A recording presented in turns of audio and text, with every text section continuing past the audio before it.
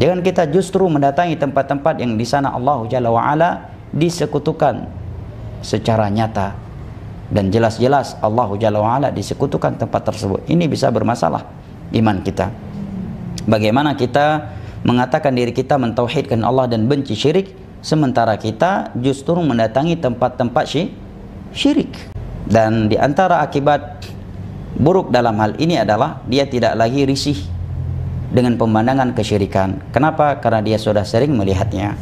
Sensitivitasnya semakin berkurang, bahkan telah hilang dengan kesyirikan karena dia terlalu sering melihatnya dan berada di tengah-tengahnya.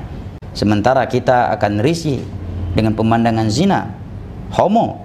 Lalu kenapa kita tidak risih dengan pemandangan syirik, di mana dosa syirik jauh lebih kejam, jauh lebih buruk dan jauh lebih dibenci oleh Allah Jalla wa'ala daripada dosa zina, homo dan dosa-dosa maksiat lainnya yang masih di bawah syirik. Kenapa jemaah sekalian? Kita tidak boleh mengunjungi tempat-tempat kesyirikan dan kekufuran. Tempat mereka menyembah patung-patung yang ada di situ, atau menyembah dewa-dewi mereka, atau mengagungkannya, atau memberikan sesajen kepadanya, ataukah tempat ibadah musyrikin yang lain. Kenapa nggak boleh?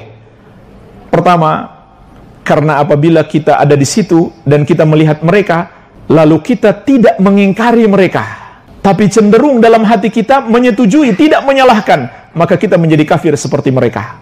Apa dalilnya? Dalilnya adalah kisah ini. Kul abillahi wa ayatihi wa rasulihi kuntum tastahzi'un.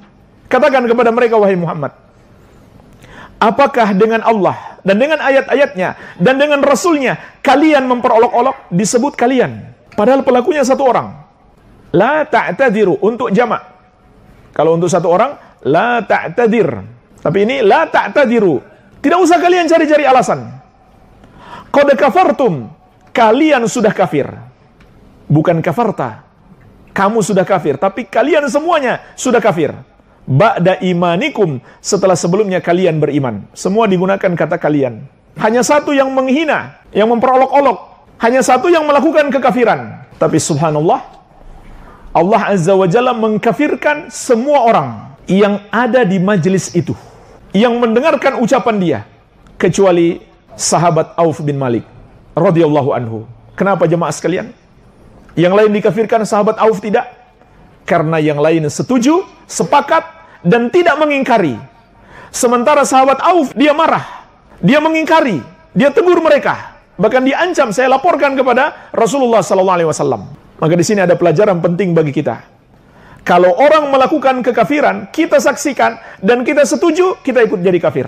Dan dalil lain yang lebih tegas lagi, surat An-Nisa ayat 140. Allah Azza wa Jalla menegaskan, wa qad nazzala 'alaikum fil kitabi an idza sami'tum ayatillahi yukfaru biha wa yustahza'u biha fala taq'udu ma'ahum hatta yakhudu fi haditsin ghairihi innakum idzam mithluhum. Dan sungguh telah diturunkan kepada kalian di dalam Al-Quran, apabila ayat-ayat Allah diingkari, apabila mereka melakukan kekafiran terhadap ayat Allah, atau diperolok-olok, fala taq'udu ma'ahum, maka janganlah kamu duduk-duduk bersama mereka, janganlah kamu ikut di majelis mereka, sampai mereka memasuki pembicaraan yang lain. Kalau kamu bersama mereka, kata Allah, innakum idzam mithluhum, kamu kalau begitu sama seperti mereka. Ini ancaman dari Allah. Kamu kalau berada di situ, kamu sama dengan mereka. Maka tidak boleh kita datang ke tempat-tempat kesyirikan dan kekafiran itu kecuali untuk satu tujuan, yaitu melakukan amar ma'ruf nahi mungkar. Kalau itu bagus, kita datang ke sana untuk menasihati mereka, kasih tahu bahwa menyembah itu hanya boleh kepada Allah. Patung-patung kalian ini tidak boleh disembah sedikit pun. Dia hanya makhluk dan dia tidak berdaya, tidak punya kekuatan apa-apa. Ajak mereka berpikir. Tapi kalau kita ke sana dan diam-diam saja, ancamannya berat sekali. Kata Allah, innakum idzam mithluhum, kamu kalau begitu sama dengan mereka. Ini dalilnya. Kemudian yang kedua jemaah sekalian, hadis riwayat Muslim dari Abu Sa'id Al-Khudri radhiyallahu anhu. Rasulullah sallallahu alaihi wasallam bersabda, "Man ra'a minkum munkaran falyughayyirhu biyadihi." Siapa di antara kalian yang melihat kemungkaran, hendaklah dia rubah dengan tangannya. Fa in lam yastati' fa bilisani. Kalau dia tidak sanggup, maka dengan lisannya. Fa in lam yastati' fa biqalbihi wa dzalika ad'aful iman. Kalau dia tidak sanggup dengan lisannya, maka dengan hatinya. Dan itulah selemah-lemahnya keimanan. Apa maksudnya mengingkari dengan hati, jemaah sekalian? Artinya kita benci perbuatan mereka dengan hati kita. Dan bukti kalau kita benci, kita nggak ikut gabung di situ. Masa kita benci lalu kita gabung di situ? Apalagi cari hiburan, wisata. Berarti kita nggak benci. Orang benci itu adhaful iman, itu sudah selemah-lemahnya iman. Artinya kalau dalam hati dia nggak ada benci lagi kepada perbuatan syirik itu, berarti sudah tidak ada keimanan. Itu sudah selemah-lemahnya iman. Kalau imannya kuat, dia nasihati mereka dengan lisannya. Karena imannya lemah, dia tidak ngomong, dia tidak berani bicara. Tapi masih ada kebencian dalam hatinya. Sehingga dia selamat, tidak sampai kafir. Tapi kalau hatinya sudah setuju, maka innakum idza mithluhum, kata Allah, kamu sama dengan mereka.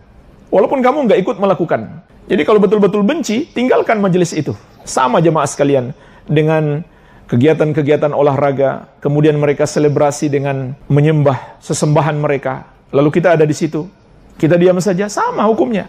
Kemudian yang ketiga jemaah sekalian, bukankah dosa-dosa itu penyebab musibah dan malapetaka? Apakah kita tidak takut? Kalau Allah timpakan azab, bisa jadi kita juga kena. Karena dekat-dekat dia dan nggak menegur, diam saja.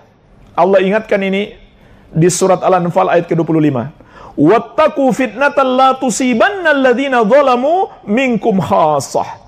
Takutlah kamu kepada azab yang tidak saja akan menimpa orang-orang zalim di antara kalian secara khusus. Maksudnya gimana? Orang baik pun akan kena. Kenapa mereka kena? Karena mereka diam saja. Makanya kata sahabat yang mulia Umar bin Khattab radhiyallahu anhu, la tadkhulu 'alal musyrikin fi kanaisihim wa ma'abidihim fa inna sukhta tanzilu 'alaihim. Janganlah kamu mendatangi orang-orang musyrik di gereja-gereja mereka atau tempat-tempat ibadah mereka, karena kemurkaan Allah akan turun kepada mereka. Ini kata sahabat yang mulia Umar bin Khattab radhiyallahu anhu. Jadi tidak boleh jemaah sekalian kita mendatangi tempat ibadah kaum musyrikin kecuali untuk satu tujuan, untuk melakukan amar ma'ruf nahi mungkar.